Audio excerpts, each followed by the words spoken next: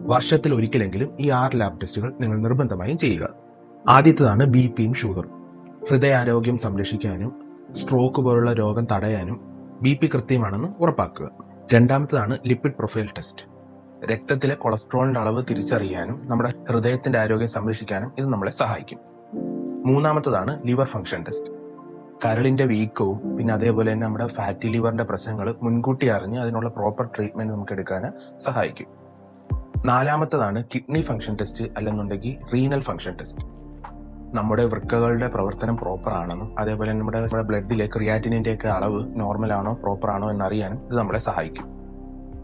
അഞ്ചാമത്തെയാണ് thyroid function test.